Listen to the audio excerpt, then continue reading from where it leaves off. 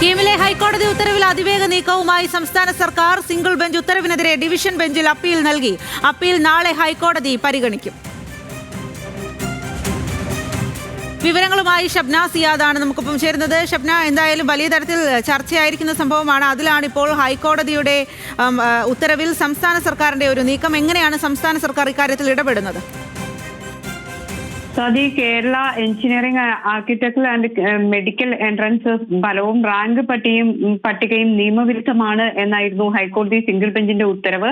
Weightage score നിർണയത്തിന് പുതിയ ഫോർമുലയുമായി പ്രോസ്പെക്ടസിൽ സർക്കാർ അവസാന നിമിഷം കൊണ്ടുവന്ന ഭേദഗതിയാണ് ജസ്റ്റിസ് DK സിംഗ് ഇന്ന് രാവിലെ റദ്ദാക്കിയത്.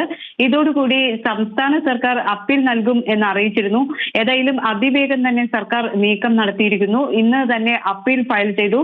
ഡിവിഷൻ ബെഞ്ചിലാണ് അപ്പീൽ നൽകിയിട്ടുള്ളത്. ഡിവിഷൻ ബെഞ്ചിൽ നൽകിയിട്ടുള്ള അപ്പീൽ നാളെ കോടതിയുടെ പരിഗണനയ്ക്ക് എത്താനാണ് സാധ്യത.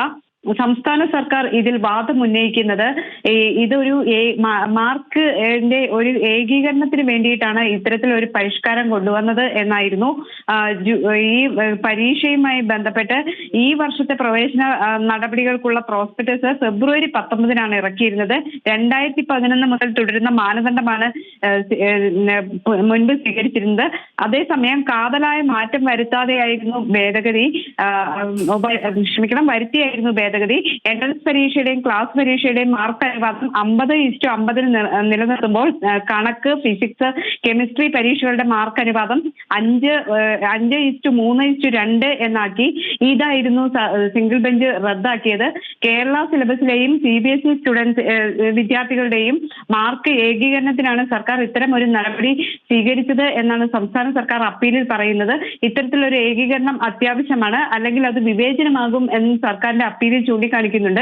ഏതായാലും നാളെ ഒരുപക്ഷെ കോടതി പരിഗണിച്ചേക്കും.